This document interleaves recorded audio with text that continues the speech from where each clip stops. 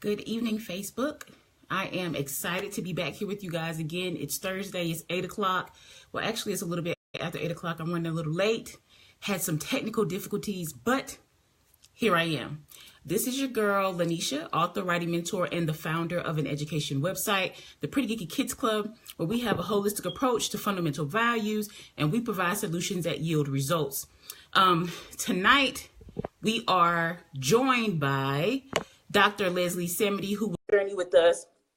She shared her journey with us in regards to her personal path into the STEM industry. And tonight we're talking about the STEM path again. One, because I think it's important to talk about. I have a son who is super and interested in a science career. So I think it's important that we have somebody share with us some of the things that we should consider as we are entering into that STEM or the STEM path. So again, tonight we're talking about the STEM path, and we are joined by Dr.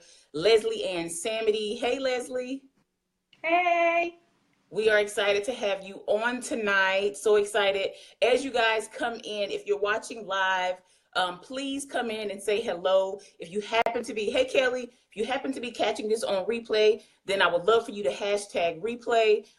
We appreciate you viewing at whatever time that you're viewing the video. So without further ado, we're going to jump right on in because I am late and I hate being late, but technology, man. Anyway, so first, Leslie, I want us to go ahead and jump right on into this subject that we're talking about, STEM. For those, hey, Miss Harris.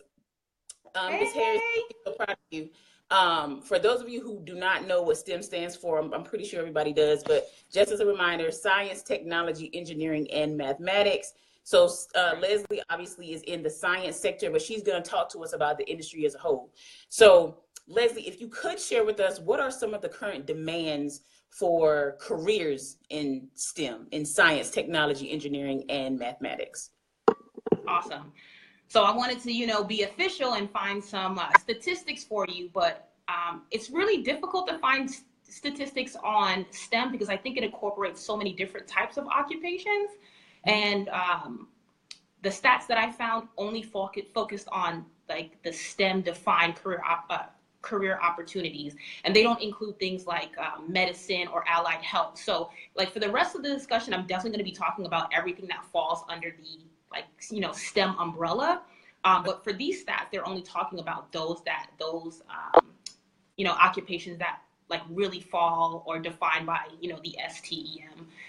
Okay. And right now they're showing that STEM occupations account for about 6% of the US employment. I think it's definitely much higher when we account for like things like occupations in medicine or allied health.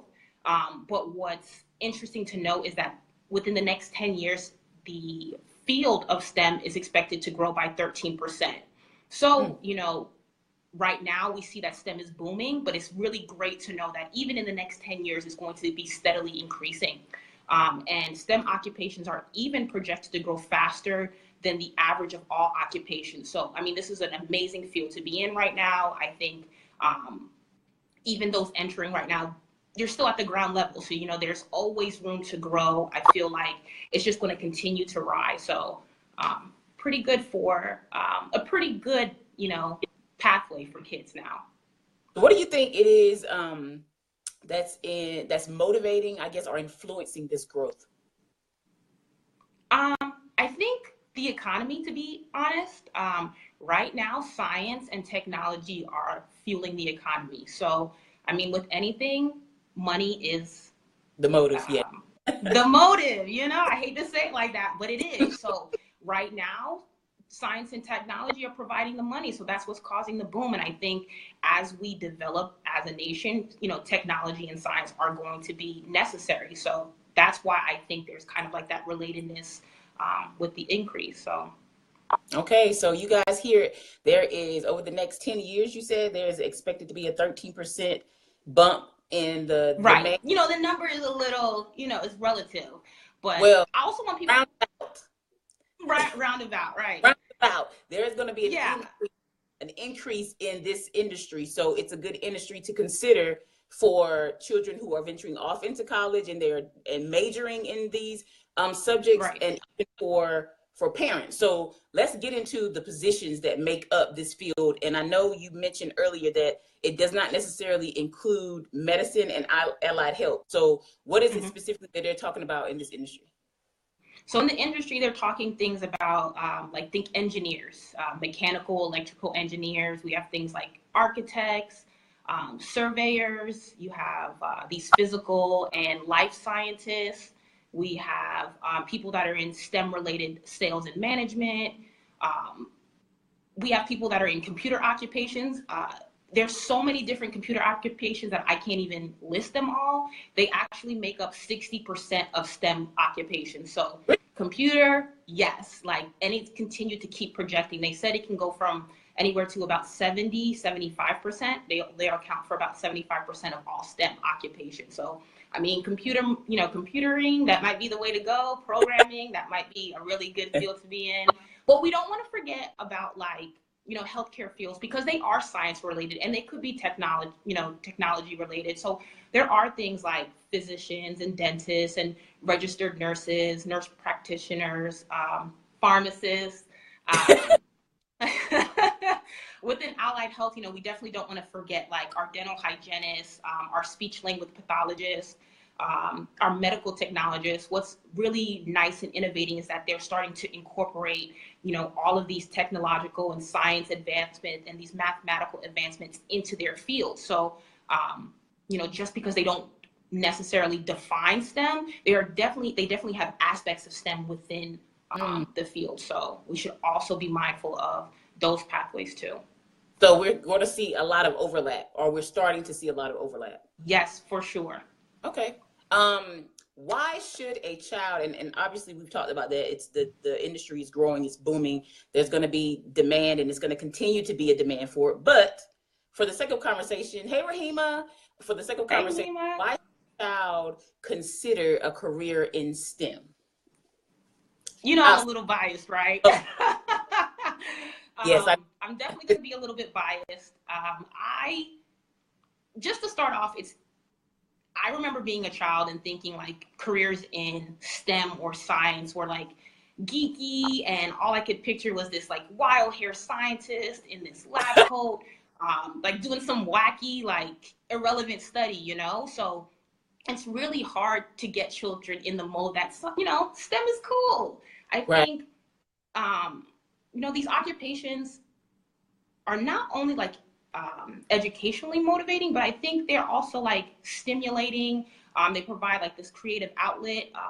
Like I'm noticing now a lot of kids don't realize that they're doing programming, because they're creating a video game, but they're generating the video game. They're providing the graphics for video games. So I think careers in STEM also provide like an outlet for children to pursue, like different ideas or different things, and they can be inventive and creative. And that's why I think, I think kids will like it. We just have to provide the proper stimulation, the proper kind of like support for these careers. Yes. Corbin and I were having a conversation today in the car, and he said that he wants to talk with Donald Trump because he wants to, he said he wants to wait before you get too turned. So he wants to be a scientist and a superhero. So he wants to talk to Donald Trump about how they can save the world, and how he can stop criminals and help people who need help.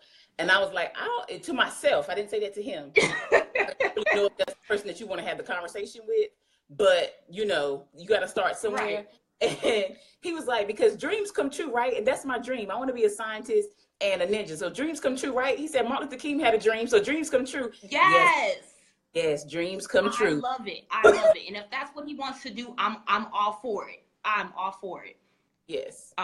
It's interesting that you said that, because I just bought my goddaughter this science kit. Again, I'm biased, so I try to push science everywhere I can. And there was this science kit where she's making lip balm. And it's teaching you how to mix, the appropriate ingredients. It's teaching you like the different phases, kind of like the steps that you have to go through. Like it's teaching you how to read protocols. So again, she didn't know that I was trying to teach her science, but I'm trying to expose her to different things, because maybe she'll turn out to be, a makeup, either like someone who makes makeup, but that's all science based. So you just never know what this child's capable of unless you expose them to it. So if he wants to be a ninja scientist, he can be, because he might be the first of his kind. Right, I'm pioneer. trying to tell. Yeah. At first, um, I think that is a great. I did something similar to the girls in our neighborhood. I brought them a set like that. The set was not as advanced, so it did not talk about the different phases, but they saw the different phases. When it was going from X to the liquid, and and mixing those colors and stuff. And you're right. I think it's really important for us to have conversations with our kids so they can understand that there is a correlation there to science, you know what I mean? For all that stuff. And I've met a lot of women this year who are either in hair care, who develop products, who started out as chemists and found out they had love, for developing products because they were natural. Something, and so it kind of just spilled over into that. So it's important that we have these conversations so that the kids understand that there is that link there. So I think this is a great segue into do you think parents can do to expose their child to STEM outside of those basic classes, CTE classes where they're typing or whatever in class? What do you think they can do to expose?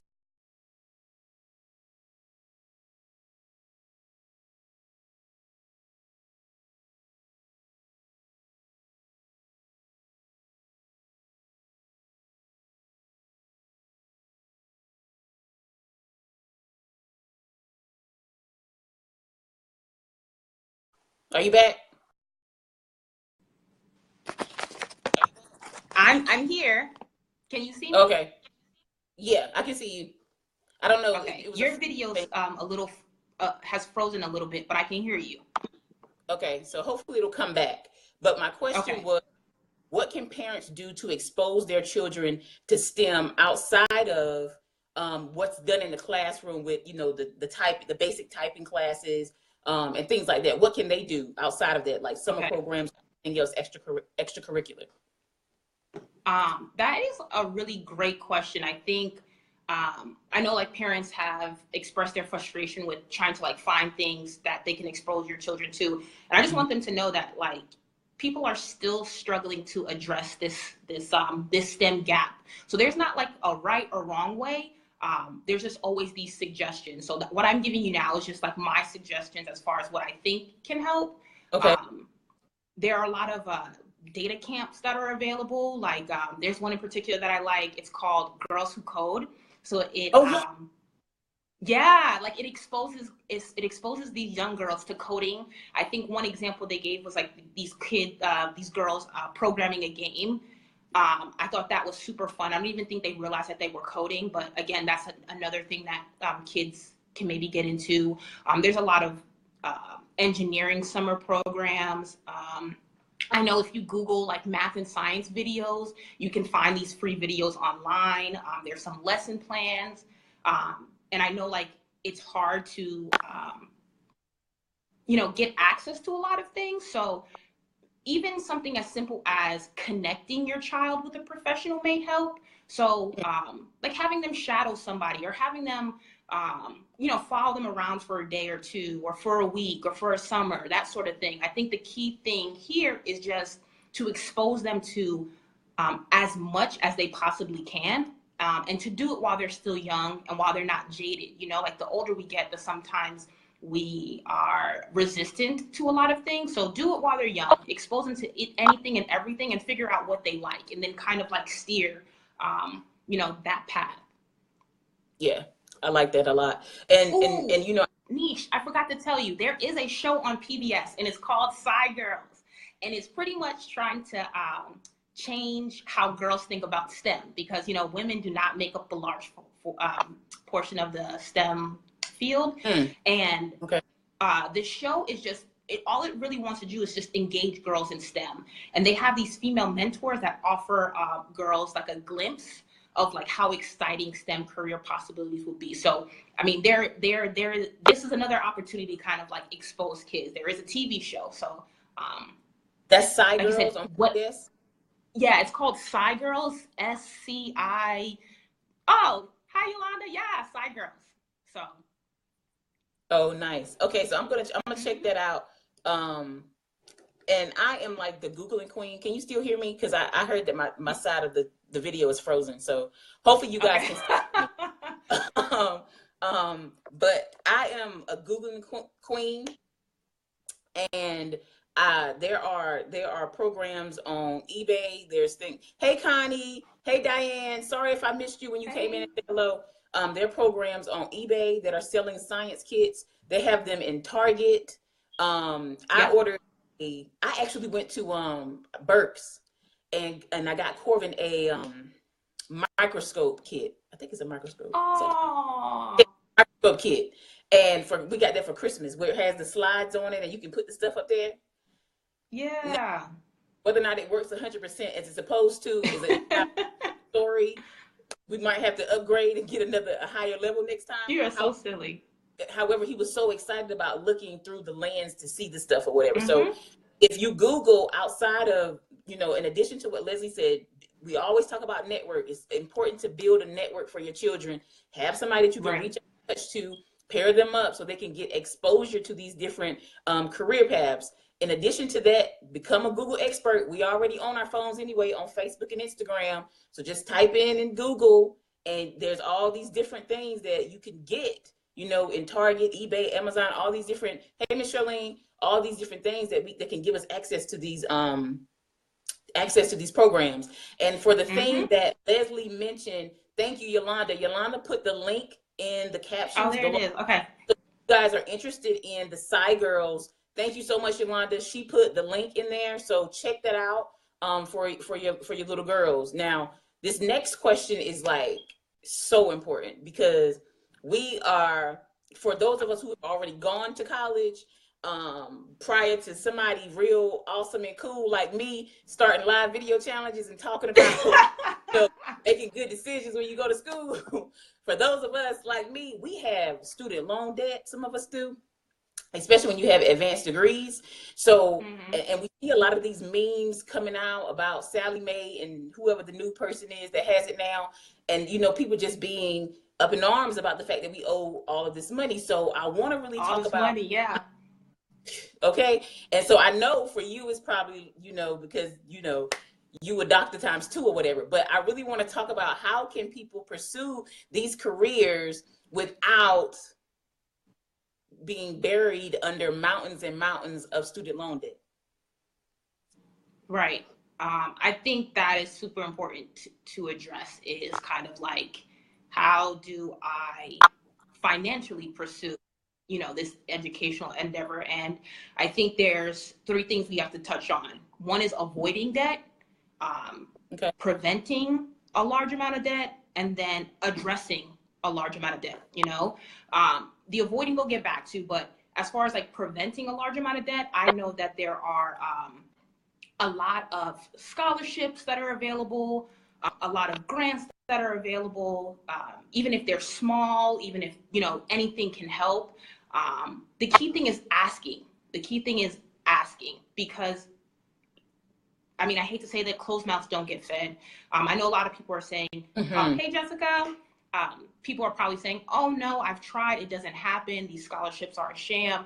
But, I received my bachelor's through a scholarship. I received my master's through a research grant. My PhD was paid for, and most science-based PhDs are paid for. So, I mean, there is money out there. We just have to be diligent. We have to do a little bit of digging. We have to be persistent. We have to ask those questions like, where is the money and how do I get it? I think for those that are like already in debt, I think there's also postgraduate methods for like addressing the debt. Yeah. Again, I'm speaking from a science perspective, so I can't really say like what's out there for like engineers or mathematicians, but I can say on like the science front, there are some programs that are career specific. There are some debt programs that may require you to serve a specific population, or may require you to serve a specific amount of time. for example, I just applied for this federal program, and it's called the NIH Loan Repayment Program. And what it does is it pays up to $35,000 a year, as long as you're engaged in qualified science research at a nonprofit institution. So as long as I'm doing, I do health disparities research. So that falls along the line of their qualified research. So as long as I'm doing this research, they will pay $35,000 a year towards my loan, which pretty much means I may not have to pay back anything because of what I do, you know? So there are ways, you know, there are definitely other programs available. I'm just speaking, you know, from experience. I know that there is a teacher loan forgiveness program, and they will pay back loans for full-time teachers. I believe as long as they're doing like 5 complete academic teaching in a undeserved population, they'll pay back the loans. So I think, you know, again, we have to search for them. They're not as obvious or as available as we think, but they're there. We just have to kind of dig for them and ask the right questions. Okay. So I think the main thing that we can get from what you shared is a closed mouth is not going to get fed. So we cannot expect for these things to just show up at our doorstep. We can expect for them to fall into our laps. But the reality is you don't know what you don't know, which is why it's important to build a solid network of people who can let you know that these are decisions that you need to make. You know what I mean? These are the things that you need to look out for. These are the things that you should or shouldn't do. That's why this solid network is really, really important. And whenever I was, a few years ago, I found a website with a list of loan forgiveness programs, kind of like what you mentioned. And one of the things that they mentioned was the teaching program.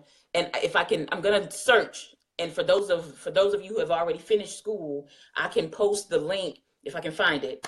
I'll post a link in this video that you guys can peruse through it or whatever and see if there's anything that applies to you. But in terms of those of you who have children who have yet to go to school, then obviously the answer is that you need to do some research. You need to sit down with the counselor, or, you know, start searching online, because they say there's so much money out here. We see people with these viral videos and these viral posts having millions of dollars of scholarship. There ain't no program that I know of that costs $1 million. So if they have the ability to give that person that much money, then that means there's money out there for you to also have an education that is paid for. So we have to do our part. It's not going to just fall into. No, I'm sorry. I didn't mean to cut you off. Oh, no, you're good. Come on. I just wanted to say like another thing. My last point, I probably has to deal more with like the parents, you know, preparing their kids, you know, for college or for postgraduate or just, you know, entering STEM careers, is to avoid the debt as much as possible. You know, like there is money out there. So maybe go to a smaller school that's still, you know, has a great program, but that's paying for your degree, or make sure that whatever you're pursuing is actually necessary for your career. I see a lot of people pursuing degrees that do not increase their earning potential or do not increase their, and this is definitely, you know, like it could be a whole nother segment, but just make sure that you're, you know, you're doing exactly what you need to be doing. Like research is absolutely necessary. Make sure that you are taking on these loans or taking on these debts for the right reasons, you know? And I'm going to add on to that. Thank you so much, Miss Mary. Miss Mary said we are absolutely right. It's not going to fall into our laps. This is the last thing that I'm going to add onto that, to kind of piggyback of what you were saying, is sometimes I feel like people go into these programs and they take out these loans saying, well, you know, when I graduate, I'm gonna get a job. I'm gonna be making 6 figures. So it's nothing. This is just, I mean, it's all gonna work out. Well, you know, you have to make sure that makes sense.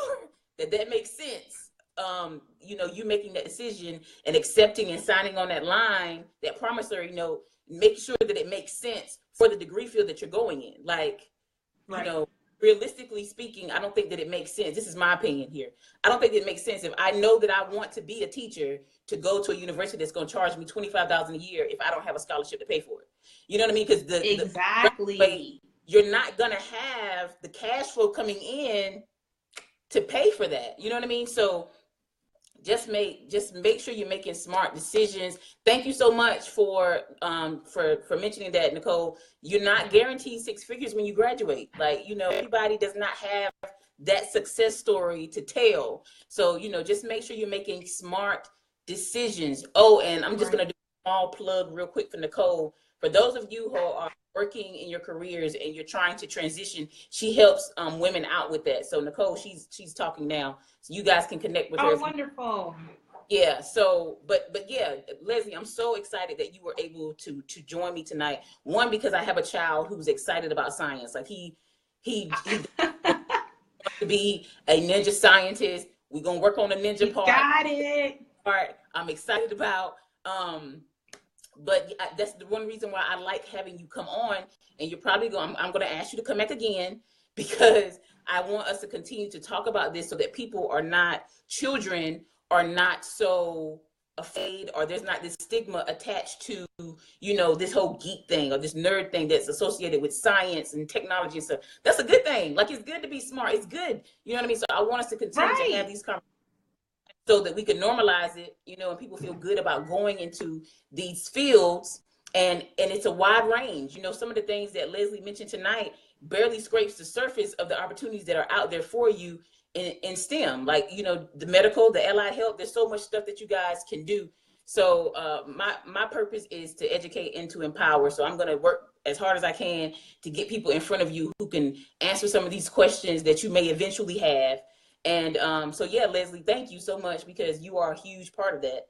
And I hope that you will agree to come back, because we're going to need you back. Sure. Are there any parting words? I love it. I love it. Are there any parting words? You know what? I don't have any parting words. You kind of put me on the spot there, and I'm thinking, like, what can I leave them with? I feel like I hopefully addressed certain questions, you know, and if anybody else has questions, feel free to, you know, definitely email me, email Niche, you know, we can definitely address it in another segment. I would love to be back. But again, I think the key thing is just know that there's a lot of opportunities in STEM, and there's a lot of opportunities in pursuing a STEM career, education-wise. So. Yes, thank you so much, Leslie. Again, if you guys have questions, feel free to reach out to Leslie. She is tagged in this post. You can put your question on this post. Thank you guys so much for commenting and engaging tonight. Yolanda, you have been so helpful with pasting the links. And you're right, we all nerds, you know what I mean? In our own, if you look up the definition for geek, it's just somebody who's really excited about one thing or another. So if you have anything you're passionate about, then technically you're a geek, you know, by definition. So we all have a little geek in us, and there's nothing wrong with that. Okay. So, Nicole, shout out to your daughter for taking the internship with Girls Who Code. That's awesome. I would love to get something like that here in rural North Carolina, and there's not a huge variety of things like that. So, but we're working on it. We're gonna bring that stuff here so our kids can see those things as well.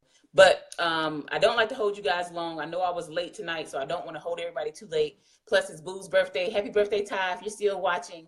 And thank you guys so much for tuning in. I will see you guys next week. Same time, same place, 8 o'clock next Thursday. And who I'll have next week will be a surprise. So thank you guys so much. Leslie, thank you so much. I hope you're enjoying California, and I will text you later. Awesome.